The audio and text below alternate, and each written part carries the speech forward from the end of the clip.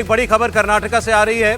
कर्नाटक में कांग्रेस नेता के घर ईडी की रेड हुई और इस रेड में 12 करोड़ रुपया कैश बरामद हुआ है। कांग्रेस नेता के घर से 6 करोड़ की ज्वेलरी भी बरामद हुई है।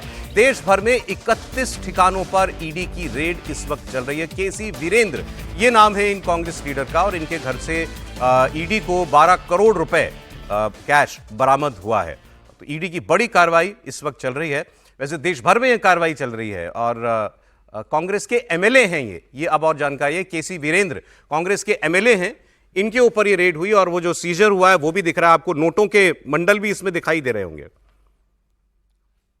कर्नाटका में वैसे कहते हैं, मैंने नहीं देखा, मतलब ये एक उदाहरण दे रहा हूं, कैश का बड़ा चलन है और पॉलिटिक्स बड़ी कैश हैवी हो गई है कर्नाटक की, खास तौर पर।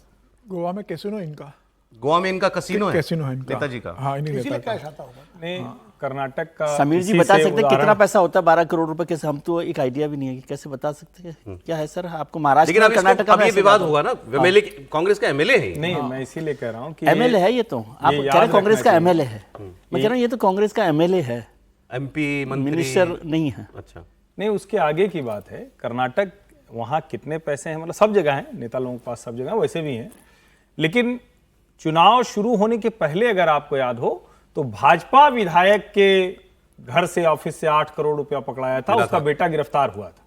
मतलब ये सिर्फ मैं याद दिला रहा हूं कि भाजपा के विधायकों के यहाँ के भी छापा पड़ता है और 8 करोड़ रुपया पकड़ाता है, बेटा जेल भी जाता है।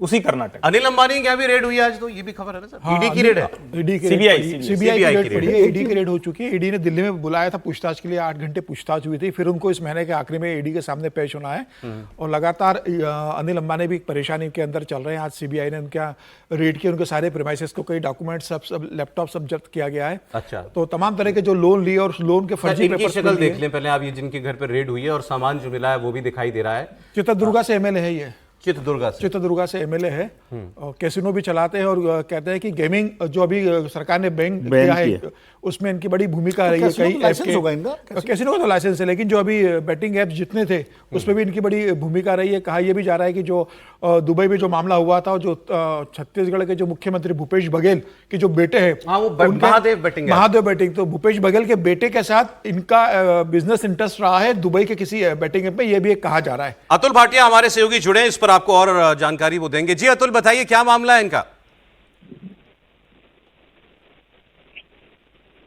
अतुल, मेरी आवाज आ रही है आपको? बिल्कुल बिल्कुल सौरभ, देखिए जिस तरीके से कल से लगातार ईडी पूरे मामले के अंदर रेड कर रही थी, कई फिर हो चुकी ऑनलाइन बैटिंग, ऑफलाइन पूरा मामला। अतुल, आपकी आवाज साफ नहीं है, कनेक्शन में प्रॉब्लम है। लेकिन ये रेड जो है, मैं आपको फिर बता दूं, कर्नाटका में कांग्रेस के एमएलए के घर पर रेड हुई है। 6 करोड़ की ज्वेलरी और 12 करोड़ रुपए कैश, ये यहां से ईडी को इनके घर से बरामद हुआ है। तो बड़ी कार्रवाई ईडी की तरफ से हुई है।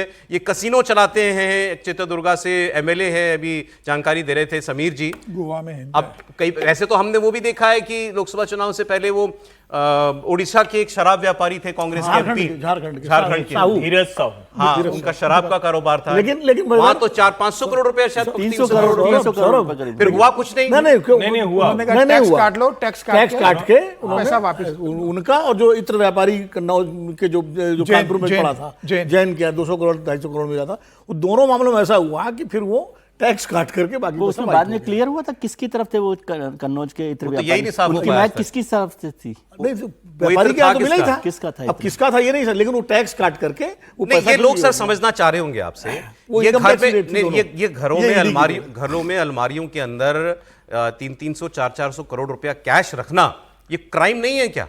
क्राइम है। नहीं, इनके ऊपर क्योंकि एक्शन तो हुआ नहीं, आपने का टैक्स काट के इनको नहीं, उसमें छोड़ दिया गया। दो चीजें, बिजनेसमैन का जो है कि एक बिजनेस होता है। सर माफ कीजिएगा, एक बार मैं अतुल से पूछ लेता हूं पूरा मामला। हाँ अतुल, आप बताएं। देखिए बिल्कुल जिस तरीके से कल से लगातार ईडी पूरे मामले के अंदर रेड कर रही थी और गोवा, दिल्ली, मुंबई कई जगहों ठिकानों पर रेड हुई थी, और कल ही हमें ईडी के जो टॉप सोर्स थे उन्होंने कहा था कि उनको इस बात का अंदाजा है कि भारी संख्या में कैश और कई ऐसी आपत्तिजनक चीजें वहां पर मौजूद है, लेकिन क्योंकि उनको काउंट करना था, काउंटिंग में समय लगता है, यही कारण है कि ईडी ने अब ऑफिशियली इस बारे में पूरी जानकारी दी है। बताया तो यहां तक जा रहा है सौरभ कि इसमें से कुछ जो पैसा है वो जो बिहार चुनाव है उसमें भी इस्तेमाल किया जाना था, ऐसी जानकारी भी ईडी के टॉप सोर्सेज दे रहे हैं। तो अभी इस पूरे मामले के अंदर लंबी पूछताछ होनी है, कई और क्योंकि कई ऐसे दस्तावेज ईडी ने बरामद की है जिसमें जो है कई आपत्तिजनक दस्तावेज बरामद हुए हैं, और जो कैसीनो की बात लगातार हम कह रहे थे कि कई कैसीनो जो चल रहे थे ऑफलाइन और ऑनलाइन, जो पूरी गेमिंग जो थी उसके अंदर भी ईडी ने पूरी इन्वेस्टिगेशन की है। तो अभी ये डाटा निकल कर आया, करोड़ों रुपए इसके अंदर मिला है। आप देख सकते हैं गाड़ियों का काफिला पूरा वो बरामद हुआ है, कई ऐसे जो डॉक्यूमेंट्स है वो ईडी ने रिकवर किए। तो अभी इन्वेस्टिगेशन आगे चलेगी, क्या क्या चीजें निकल कर और सामने आती है अभी ये देखना होगा। सौरभ, अतुल, फिलहाल शुक्रिया आपका। अब अतुल ने जैसे बताया कि उनके ईडी सोर्सेज ये कह रहे हैं कि ये कैश बिहार चुनाव के अंदर इस्तेमाल होना था। अब चुनावों में कैश इस्तेमाल होता है ये सब जानते हैं, और जहां जिसकी सत्ता होती है वहीं से पैसा आ सकता है ये भी सब जानते हैं, तो इसमें कोई अनहोनी बात नहीं है। लेकिन है ये कोई लीगल काम भी नहीं है।